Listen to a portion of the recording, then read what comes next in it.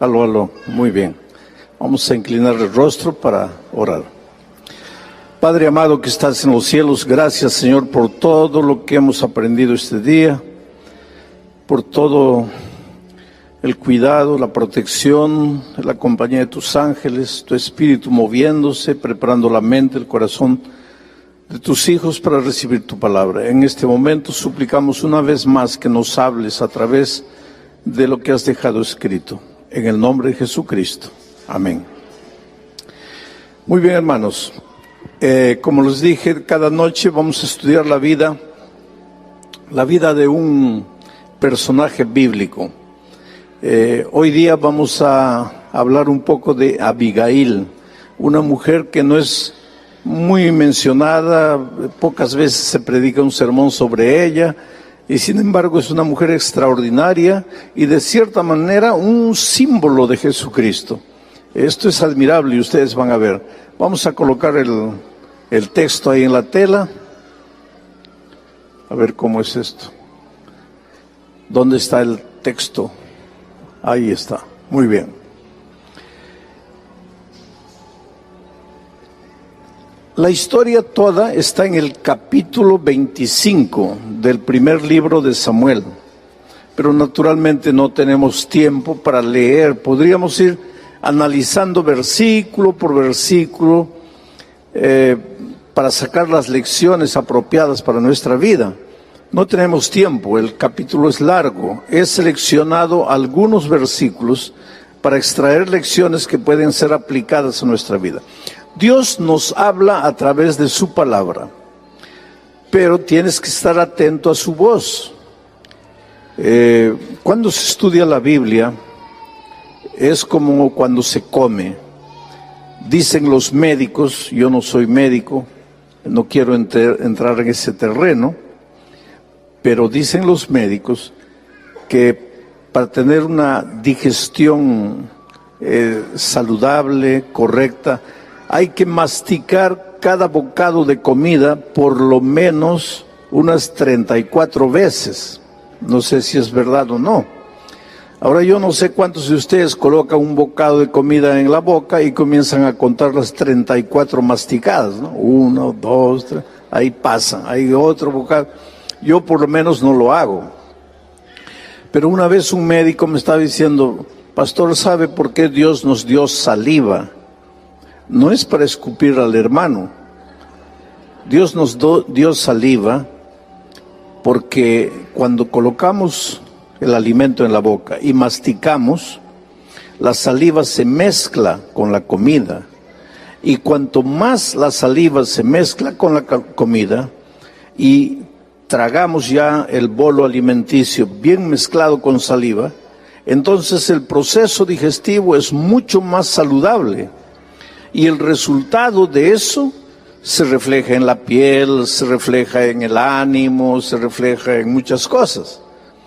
Entonces, pero la mayoría de nosotros pues no masticamos, no comemos, en realidad tragamos. ¿Cuál es la diferencia entre comer y tragar? Se come masticando, mezclando la comida con la saliva. Y se traga, el gallo traga, ¿no? ¿Y saben por qué traga el gallo? Porque el gallo antes de la comida, antes de ir a la barriga, pasa por el buche. Pero nosotros no tenemos buche. Nosotros tenemos directo a la barriga. Por eso tenemos que masticar.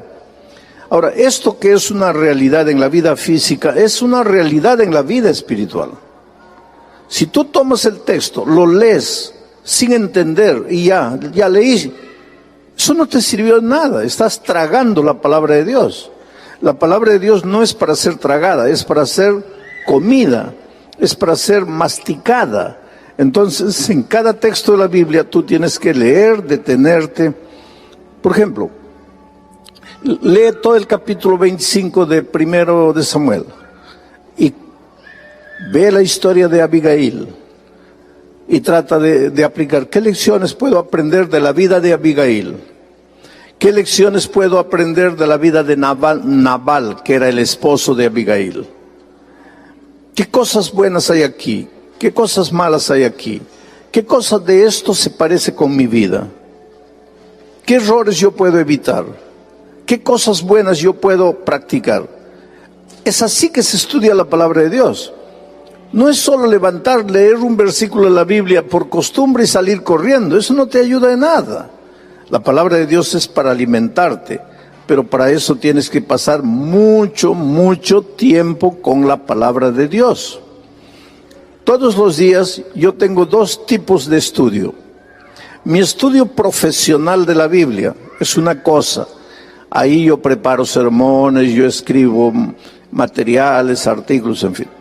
Pero existe mi periodo de estudio personal de la Biblia. Allí yo abro la palabra de Dios, no para preparar sermón. Ahí abro la palabra de Dios para alimentarme a mí mismo como ser humano. Porque antes de ser pastor, yo soy un ser humano. Yo soy un miembro de iglesia. Yo soy un discípulo de Cristo, como ustedes. Y yo necesito orar para mí. Yo necesito estudiar la palabra de Dios para mí. Ahora, claro que en mi estudio personal de la palabra de Dios me vienen algunas ideas. Digo, de aquí puede salir un buen sermón. Entonces yo anoto eso y voy a trabajar profesionalmente ya en mi periodo de estudio profesional. Pero ese periodo de estudio personal es que nos hace crecer espiritualmente. Tenemos que alimentarnos de la palabra de Dios. Algunos jóvenes pastores, jóvenes estudiantes de teología me dicen: pastor, ¿cómo usted puede tomar un texto y de un texto le saca tantas ideas? Es que he pasado horas y horas con ese texto. Lo he leído en una versión, lo he leído en otra versión, lo he leído en otra versión. He ido al griego o al hebreo, he analizado la palabra, he leído la cultura de aquel tiempo, he leído lo que el comentario de la hermana White dice con relación a ese texto, he leído lo que los otros comentarios dicen, y entonces tengo pues un panorama completo del texto. Hay que pasar mucho tiempo con la palabra de Dios. Predicar no es abrir la Biblia y comenzar a hablar cualquier cosa que te viene en la hora. Tienes que pasar mucho tiempo. Tú personalmente, aunque no prediques, tienes que pasar tiempo con la palabra de Dios. Eso te va a alimentar. Bueno, el capítulo es largo, pero yo he seleccionado algunos versículos. El versículo 3 dice, porque el versículo 1 empieza diciendo: había un hombre muy rico, y después describe la riqueza, tenía muchos carneros, tenía mucho ganado, un hombre rico. Pero el versículo 3 entonces ya define: y aquel varón rico se llamaba Nabal, y su mujer se llamaba Abigail. Era aquella mujer de buen entendimiento y de hermosa apariencia. Qué bueno cuando el buen entendimiento, que en hebreo es la palabra yokmah, que quiere decir literalmente sabiduría, sensatez, equilibrio, buen entendimiento, sentido común, todo eso es yokmah.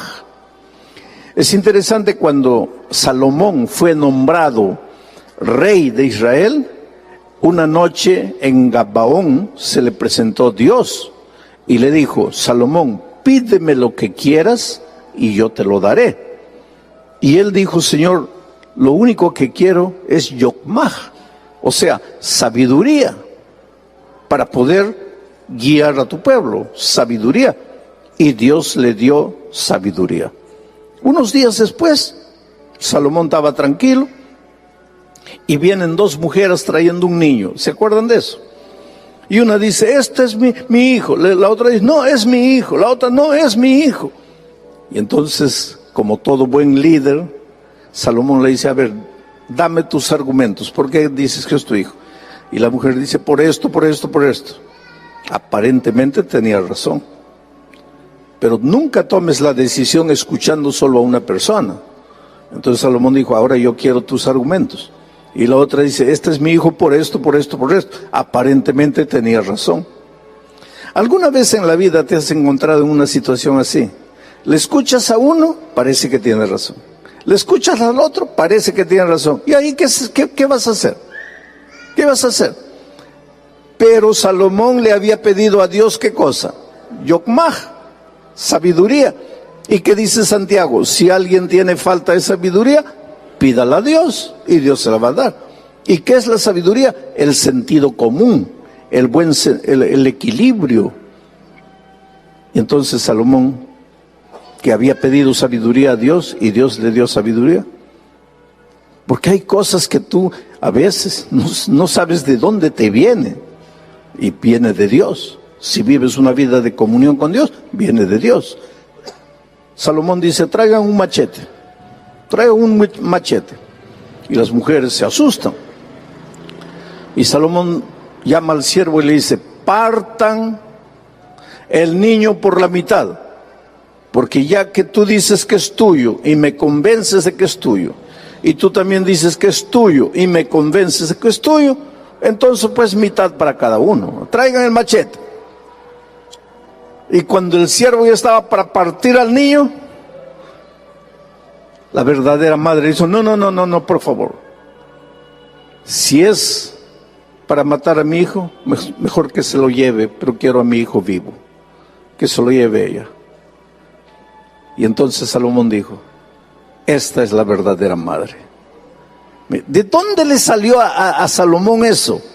La sabiduría que viene de Dios. A veces tú en la vida dices, ay, pastor, no sé qué decisión tomar. Pídele a Dios sabiduría.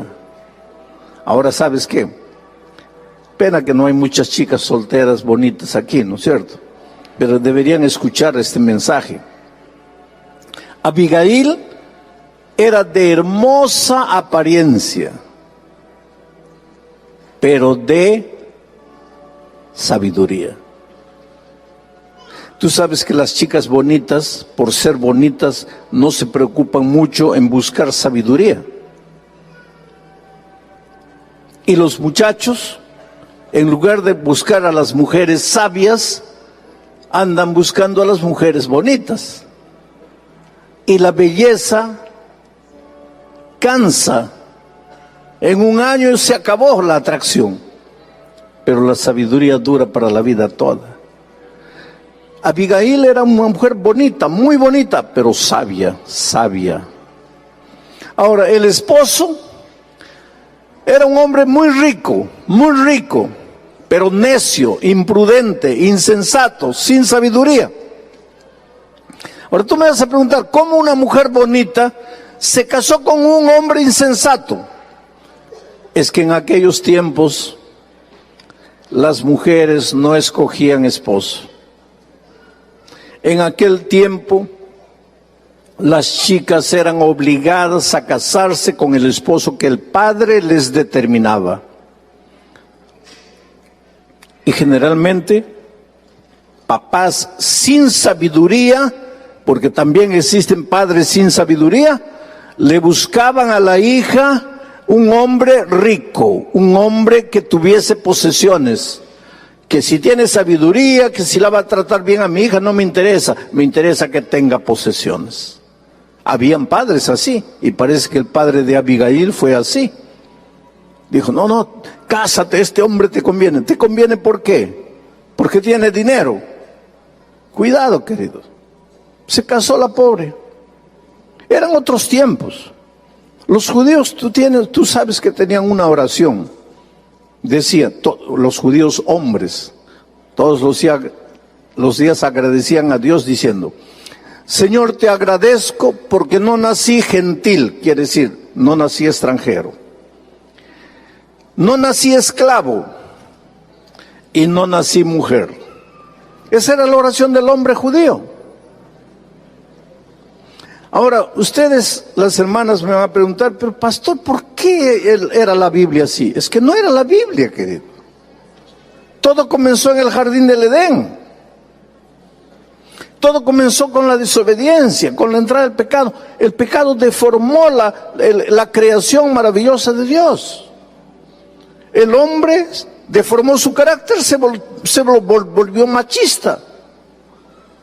Cuando Dios le dijo, tú vas a ser la cabeza, no estaba diciendo tú vas a abusar de la mujer, pero es que el pecado deformó el carácter del hombre, y ahora el hombre se cree dueño de la mujer. Pero entonces los tiempos están cambiando, ahora la mujer se está yendo al otro extremo, porque yo tenía hace muchos años una secretaria que me decía, yo me voy a casar cuando encuentre un hombre con mi cabeza. Le digo, ¿cómo es así tu cabeza? A ver, ¿cómo piensas? Todos 50%, 50%. ¿Por qué el hombre tiene que valer más que yo? Y si no encuentro un hombre con mi cabeza, yo no me caso. Le digo, pero ¿cómo es eso de 50%, 50%? A ver, explícame. Dice, por ejemplo, si tenemos un hijo, yo me quedo en la casa mediodía cuidando del niño y mediodía voy a trabajar. Y mi esposo se queda mediodía trabajando y mediodía cuidando del niño. Tiene que ser así. 50%, 50%. Yo le dije, pero hija, si fuera así, Dios hubiera dicho, el hombre se queda embarazado 4 meses y medio, la mujer 4 meses y medio. No son las cosas. Miren ustedes. Hombre y mujer no somos iguales. Dios nos ha hecho diferentes, pero incompletos. El hombre es diferente de la mujer, pero es incompleto. ¿Para qué? Para que junto con la mujer se complete. Yo no les voy a dar una clase esta noche de la teología del ser humano, pero teológicamente el hombre solo no es completo, la mujer sola no es completa. Cuando están juntos están completos, son un ser humano completo, separados son incompletos. Pero ¿quién vale más? Nadie vale más. Los dos son iguales. Pero el pecado entró y deformó todo. Y en los tiempos de Abigail, la pobrecita ya no podía escoger esposo, los papás le escogían, y padres sin sabiduría le escogían un marido rico, pero necio, torpe, malo. Pero Abigail es la mujer que nunca se conformó con una situación de desorden.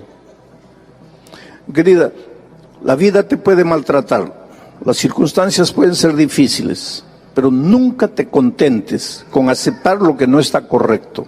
Y te voy a ir hablando de eso un poco más adelante. Bueno, aquel varón se llamaba Nabal, su mujer Abigail. Era aquella mujer de buen entendimiento, de yokmaj, de sabiduría y de hermosa apariencia. Pero el hombre era duro y de malas obras. Y era del linaje de Caleb. Interesante. Ayer predicamos de Caleb. ¿Fue un grande hombre o no? Pero tú no sabes lo que tu nieto va a hacer. Ese es el asunto. En la genealogía de Cristo en Mateo capítulo 1, tú ves que a veces de un hombre bueno sale un hijo malo, de un hijo malo sale un hijo bueno. Nosotros nunca sabemos. Por eso ayer alguien me hizo, o esta mañana alguien me hizo una pregunta, ¿qué hacemos si los hijos crecen y ya quieren hacer lo que quieren? Querido, tú cumple con lo que Dios te ha dicho, instruye al niño en el camino en que debe andar. Cuando fuere viejo, él va a tomar sus decisiones. Pero tienes que tener en cuenta una cosa. Aunque parezcas que se ha olvidado de la palabra de Dios, no, la palabra de Dios está en ese corazón. Puedes parecer que ya murió, no murió, la palabra de Dios nunca muere, está ahí. Y en un momento de desesperación, tú vas a ver cómo Él va a volver los ojos a Dios. Por eso, cuando los hijos crecen, solo te resta hacer 2 cosas. Primero, orar. Y segundo, llorar. No te queda más otra. Y confía en Dios, que has plantado la semilla en el corazón de tus hijos cuando eran chicos. Y ahora deja que el Espíritu Santo. El otro día encontraron una momia en Egipto. Siempre viven encontrando de vez en cuando momias ahí enterradas. Encontraron una momia y junto a la momia una vasija con granos de trigo. ¿Cuántos años tendría esa momia? Miles. Pero lo interesante es que tomaron un granito de trigo, plantaron y el grano germinó. No digo que tu hijo es una momia, pero en su corazoncito el grano de trigo de la palabra de Dios está plantado. Y aunque pasen años y tal vez tú mueras sin ver a tu hijo de regreso, pero no te desesperes, porque en la mañana de la resurrección lo vas a ver ahí. Y seguro que te vas a sorprender y vas a decir, pero hijo, tú no querías saber nada. Sí, no quería, papá. Pero la palabra de Dios que tú plantaste en mi corazón, después de tu muerte, produjo frutos. Así es la vida. No te desesperes. Bueno, ahora, ¿qué sucede? Voy a contarles un poco la historia para saltar al siguiente versículo.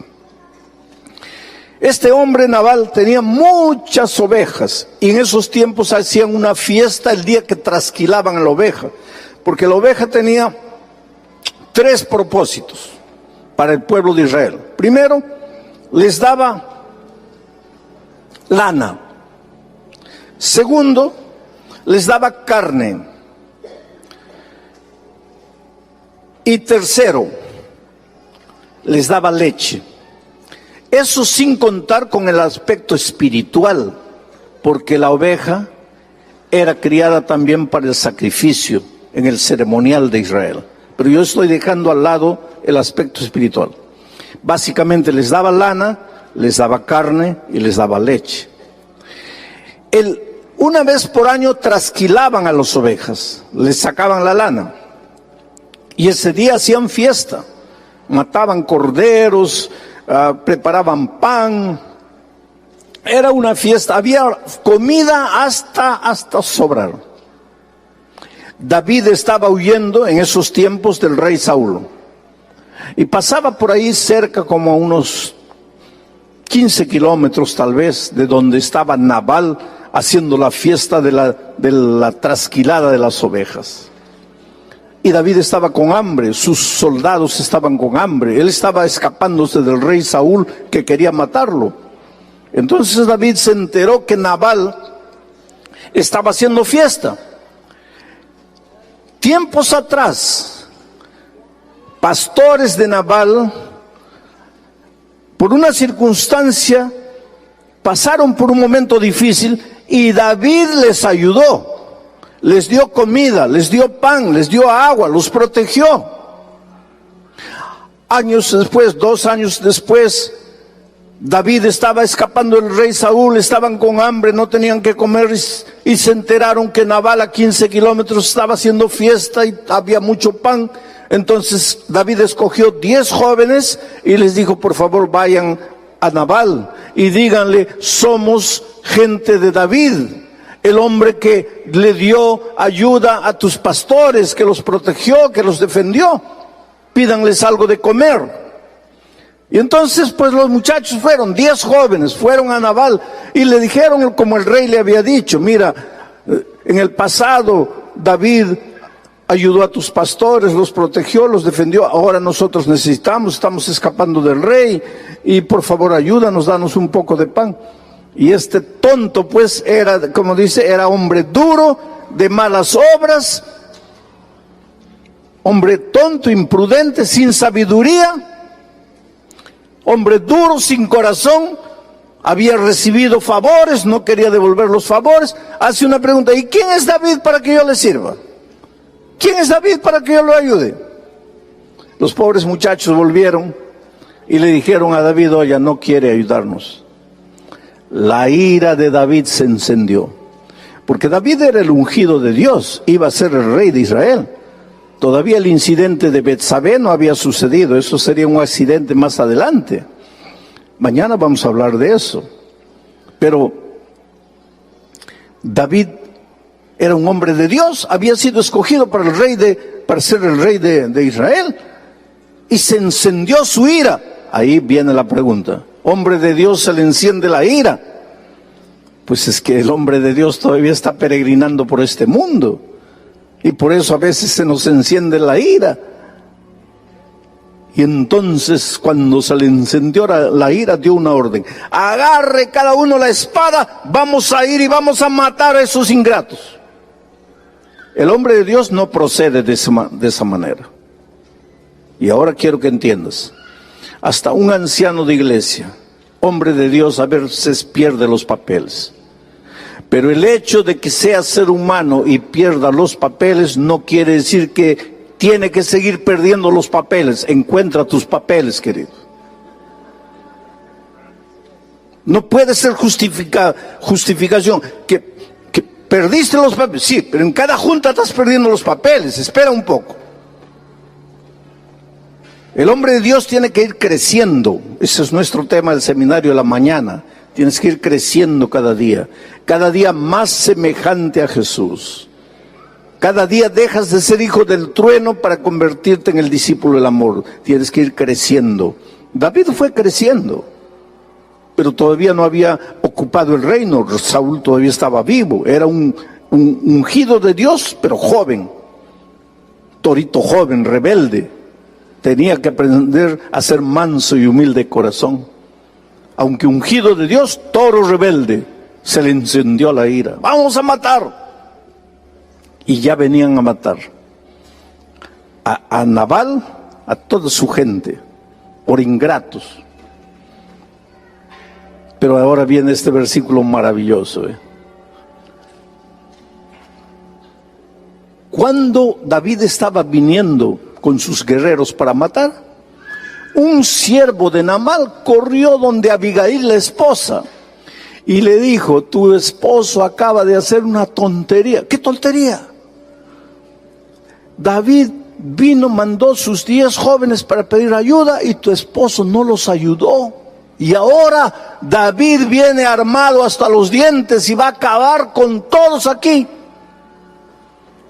Entonces, la mujer prudente, sabia, sensata, pasó toda la noche guisando corderos y preparando panes de higos. Y a la madrugada se levantó y se dirigió al encuentro de Nabal. ¿Para qué venía Nabal? Para matar. ¿A quién? A un pecador miserable. ¿Merecía morir ese pecador miserable? Sí. En aquel tiempo, el que la hacía, la pagaba. Ojo por ojo, diente por diente. Esa es la ley de aquellos tiempos.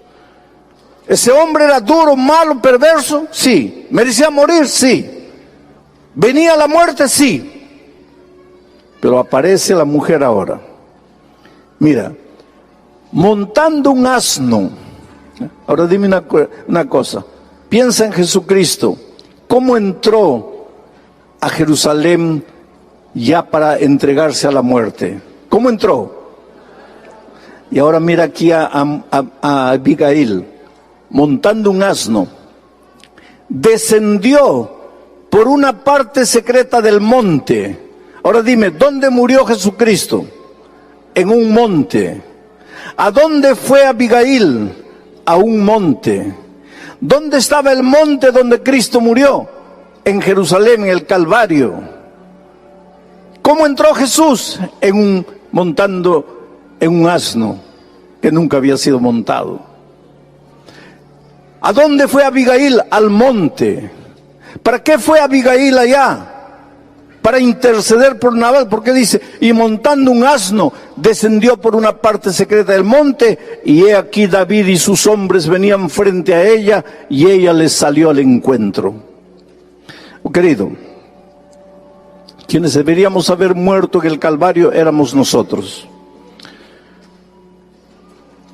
Ustedes están asistiendo al seminario de la mañana. Después de la entrada del pecado a este mundo, nuestro carácter quedó, ¿qué cosa? Deformado, depravado, somos malos, somos necios, de corazón duro, hemos pecado, hemos desobedecido a Dios. ¿Merecemos morir o no? El salario del pecado es la muerte. La paga del pecado es la muerte. ¿Cuántos pecamos? Todos pecamos y estamos destituidos de la gloria de Dios. Todos merecemos morir. Entonces, quien tenía que haber sido clavado en la cruz del Calvario, éramos nosotros. Ahí venía el diablo al Calvario para matarnos a nosotros. Pero ahí va Jesús para sustituirnos, para ocupar nuestro lugar, para morir por nosotros. Ahora mira lo que hace Abigail. Ella llega allá al monte, montada en un asno, se encuentra con David.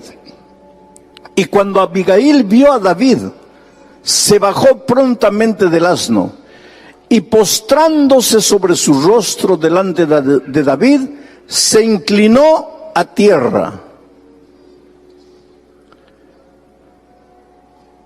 Y se echó a sus pies y dijo: Señor mío, sobre mí sea el pecado, mas te ruego que permitas que tu sierva hable a tus oídos y escucha las palabras de tu sierva. Es admirable, creo, porque nosotros predicamos muchos sermones de Moisés cuando Dios dijo: voy a matar a todo el pueblo. ¿Y qué dijo Moisés? Señor, rasga o saca mi nombre del libro de la vida, pero perdona al pueblo. Y ahí Moisés se levanta como un símbolo de Jesucristo. Ahora esta mujer, y yo creo que nunca la has presentado como un símbolo de Jesucristo, pero aquí esta mujer se presenta: nosotros merecemos morir. Ahora ella se presenta: Señor mío, mátame a mí, yo he pecado. ¿Qué había pecado? Mira, Señor mío, sobre mí sea el pecado. ¿El pecado de ella? ¿Qué había hecho ella para merecer morir? ¿Quién había pecado? El bruto de Naamán, de Nabal. Ese tenía que morir. Pero ella dice: sobre mí sea el pecado. ¿El pecado de quién? ¿Qué es lo que hizo Jesús en el Calvario? Sobre mí sea el pecado. ¿El pecado de quién? De nosotros. Hombres de corazón duro, perversos, depravados, en las palabras de Elena White. ¿Cómo encajan las cosas de manera maravillosa, querido? Ahora mira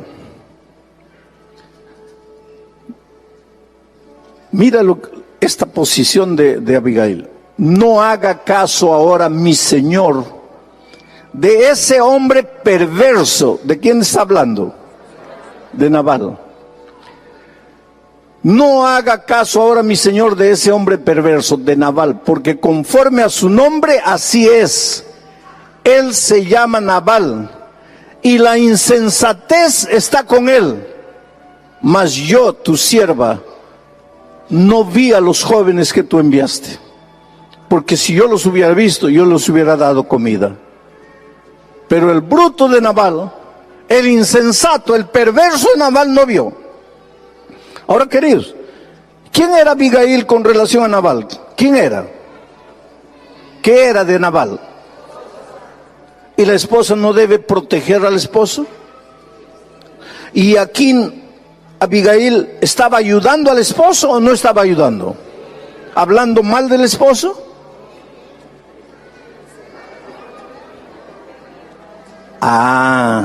Ella no estaba hablando mal del esposo.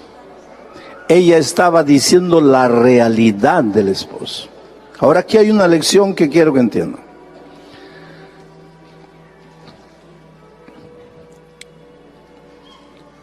Pues la vida me ha hecho enfrentar circunstancias difíciles, y a veces hay situaciones que yo no quisiera vivir dos veces.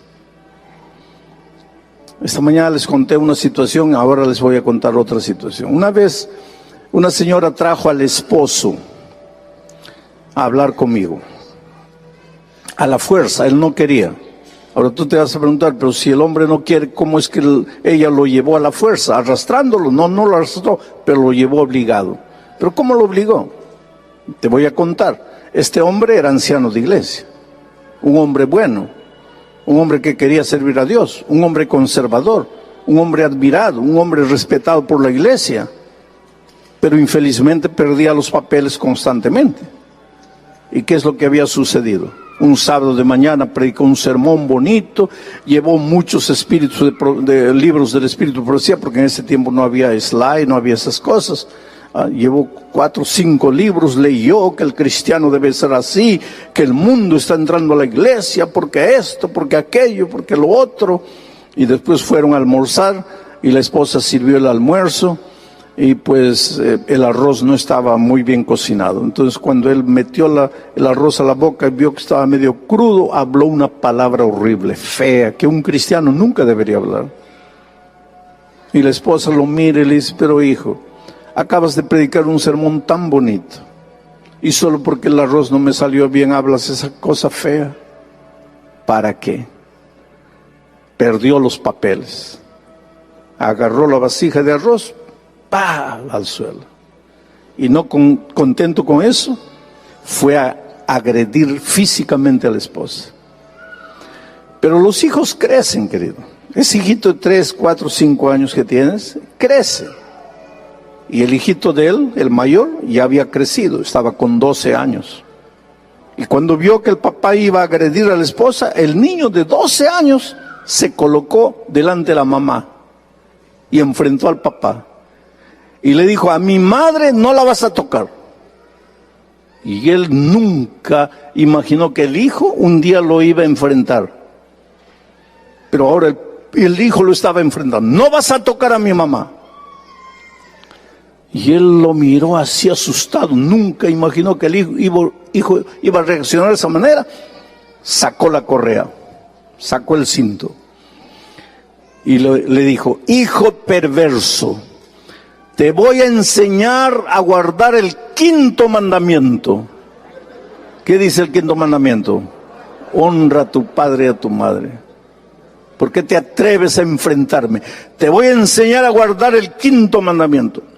Y mientras él ahora quería enseñarle al hijo a guardar los mandamientos, porque él le enseñaba a guardar mandamientos a todo el mundo. Mientras estaba queriendo enseñar, la esposa fue, agarró su cartera, su bolsa y comenzó a salir. Y entonces él dejó al niño y corrió a la puerta y se plantó en la puerta. ¿A dónde vas? Y ella le dijo, voy a la policía. Te voy a denunciar. Tú no puedes tocarme físicamente, como lo has estado haciendo. Voy a la policía. No, no puedes hacer eso. ¿Por qué no puedo hacer? Porque la hermana de White dice que no debemos llevar nuestros problemas al mundo. Ah, qué bonito, la hermana de White dice eso. Y la hermana de White dice que me puedes pegar. La hermana de White dice que puedes hablar lo que has hablado solo porque el arroz no salió bien. No, no, no, no, no. Se acabó. Hoy día yo voy a la policía. Y en ese tiempo en el Brasil acababa de salir una ley llamada María da Penha. La ley María da Penha. ¿Hay algún brasileño aquí? ¿No hay brasileño? La ley María da Penha es una ley asustadora. María da Penha fue una mujer que murió agredida por el esposo. De tanto golpe la pobre murió. Entonces se tramitó una ley. Y esa ley dice, hombre que pega a la esposa y es denunciado, 48 años, 48 horas, antes de que dé cualquier explicación, 48 horas al calabozo, sin hablar con nadie.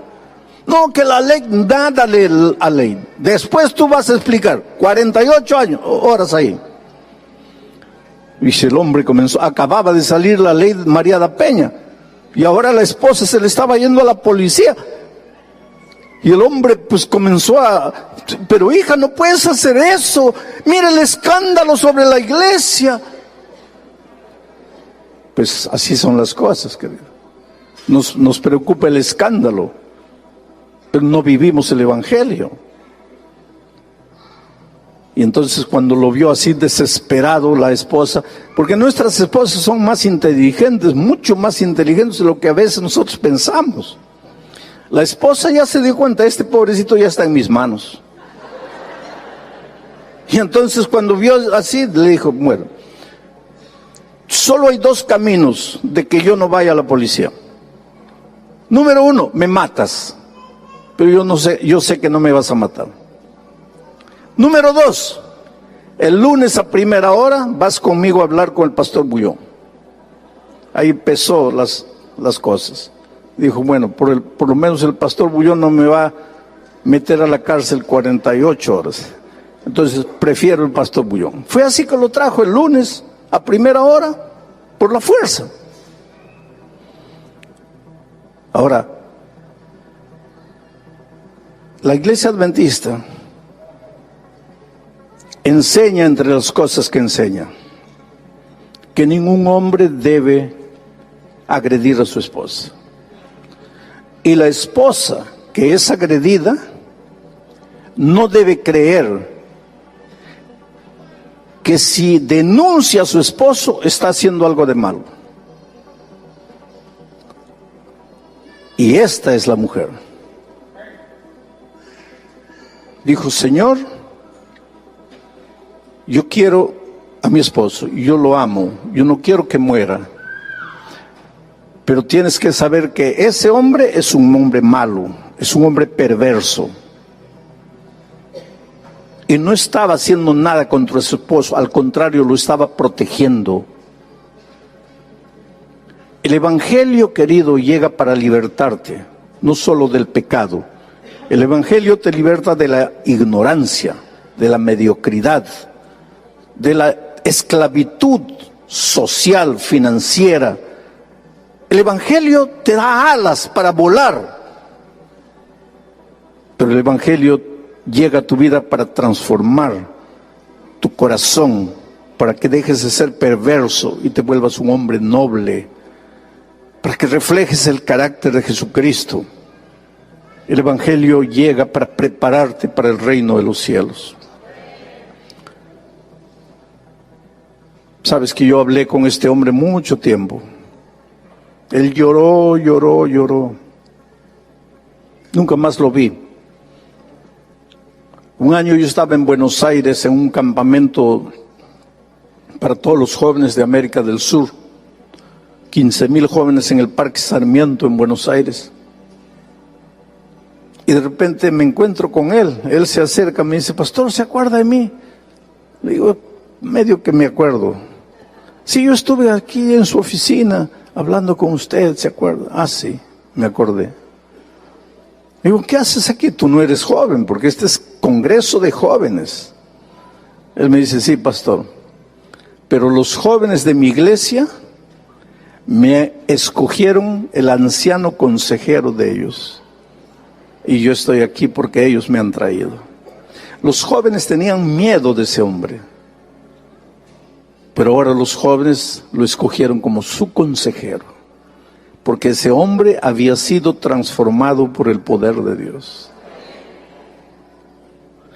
Pena que Nabal no fue transformado. Porque Nabal murió pocos días después de este incidente. Él se quedó tan triste, dice el texto bíblico, que se enfermó. Cuando se dio cuenta que podría haber muerto a manos de David por la insensatez de su corazón, se enfermó y en pocos días murió.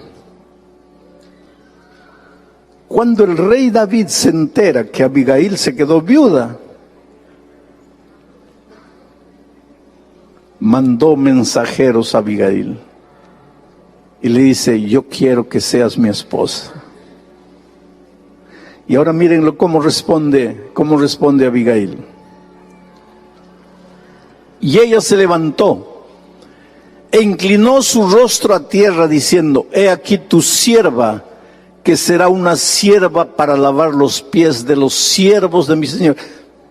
Mira, tu sierva, no para lavar tus pies, tu sierva para lavar los pies ¿de quién? De los siervos de mi Señor. Esta era una mujer transformada por Dios, ¿sabes?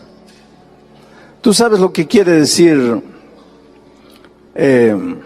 diácono.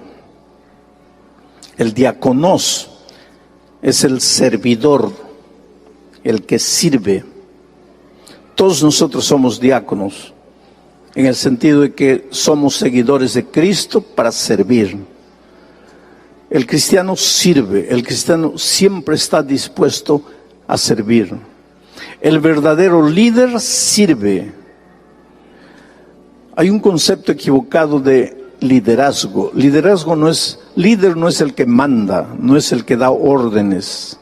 Líder no es jefe, líder no es patrón, líder no es sargento, líder no es capataz. Líder es el que sirve. Y sirve tanto que las personas quieren seguirlo. Y entonces el líder lleva a las personas a donde él quiere, porque las personas lo siguen. Si tú eres oído y obedecido, mira, si tú eres oído, amado y seguido, tú eres un líder. Pero si tú solo eres oído y obedecido, tú eres un dictador, tú eres un sargento, tú eres un capataz, pero no eres líder. Todo esposo tiene el deber de ser líder en su casa. Ser seguido por amor. ¿Por quién? Por la esposa y por los hijos. Porque Dios ha establecido al esposo como cabeza de la casa. No es que es superior a la esposa y a los hijos, pero alguien tiene que dirigir todo grupo humano. En la iglesia el pastor, en la ausencia del pastor el anciano primero, en el país el presidente, en la familia el padre, todo cuerpo organizacional tiene alguien que tiene que dirigir. Dios ha establecido bíblicamente que es el esposo. El esposo es un líder, pero para ser líder tienes que conquistar el corazón de la esposa y de los hijos, que ellos voluntariamente quieran seguirte. Tú tienes que volverte el héroe de tu casa, el héroe. La esposa y los hijos tienen que admirarte, tienen que creer que tú eres lo más fabuloso que existe en el mundo. Cuando has llegado a conquistar a tu familia de esa manera, eres el líder que Dios quiere que seas en tu casa. Cuando en la iglesia eres el anciano que todos aman, que todos admiran, que todos quisieran ser igual a él, ahí eres el líder de la iglesia. Entonces tú no te limites a ser un anciano que da órdenes, que manda, no. Sé un anciano que inspira, un anciano que las personas quieren seguirlo, quieren ir a donde él va. ¿Y por qué todo eso? Porque tenemos un líder así, que es Cristo, que siendo el Hijo de Dios, habiendo bajado a esta tierra, agarró la toalla y el lavatorio de agua para lavarle los pies a los hombres pecadores. Por eso es que yo digo que esta mujer es un símbolo de Cristo. Porque cuando dice, yo voy a lavar no solo tus pies, voy a lavar los pies de tus siervos. Esa es la mujer. Ese es el espíritu de Cristo. Ese es el espíritu que debe tener todo cristiano. Servir y no ser servido. Ahora, esto, querido, es fácil de predicar, pero no es fácil de vivir. Alguien un día me dijo que el lugar donde todos se vuelven santos es aquí. Este metro cuadrado aquí. Cuando entras aquí, te vuelves santo. Cuando sales de aquí, ahí es el verdadero ser humano. Por eso yo siempre digo que predicarles para ustedes, que no me conocen mucho, porque conocen mi cara, saben que no tengo cabello, esas cosas ustedes saben. Pero ustedes no me conocen por dentro. Entonces predicarles a ustedes es fácil para mí, porque ustedes no me conocen. Pero el sábado pasado yo prediqué en Brasilia, bauticé a un nieto mío, y ahí estaba mi hijo, ahí estaba mi esposa, ahí estaba mi nuera, ahí estaban mis nietos. Y entonces, cuando yo me levanté para predicar, le dije a Dios en mi corazón, Señor, ahora sí, ahora quiero ver si tú puedes hablar a través de mí. Porque si yo veo a mi esposa, a mis hijos, a mi nuera, a mis nietos así, entonces yo tengo que agradecer a Dios porque ellos están no viendo al esposo nervioso, al suegro duro, al hijo intransigente, al padre intransigente, están viendo al hombre de Dios. Y ese es un desafío que todos tenemos en la vida, queridos. Dejarnos ser transformados por Dios. Llegar a tener el espíritu de esta mujer, Abigail. Ahora, ¿sabes lo que es ingrato en la vida? Después de este capítulo 25, que es el único capítulo donde Abigail aparece y después desaparece. Nunca más la vas a encontrar en la Biblia, Abigail. Se casó con David. Nunca más se menciona su nombre para nada. ¿Qué fue de la vida de ella? No importa. No importa. Pero cuando lleguemos al cielo, por lo menos yo quiero conocer a Abigail. Y le voy a decir a Abigail, leí tu historia en el capítulo 25 de primero de Samuel y me inspiró. Me sentí tan inspirado que prediqué un sermón en el campestre Soquel y te mostré como un símbolo de Cristo, porque tu sabiduría me inspiró, porque tu sencillez, tu humildad me inspiró a ser como tú, porque tú fuiste como Jesús. ¿Cuántos quisieran decirle esta noche, Señor, hazme humilde, hazme sabio, hazme simple? Voy a pedirle a Zaida que venga para cantar, porque mientras ella canta, yo quisiera que tú ores en tu corazón diciéndole al Señor eso.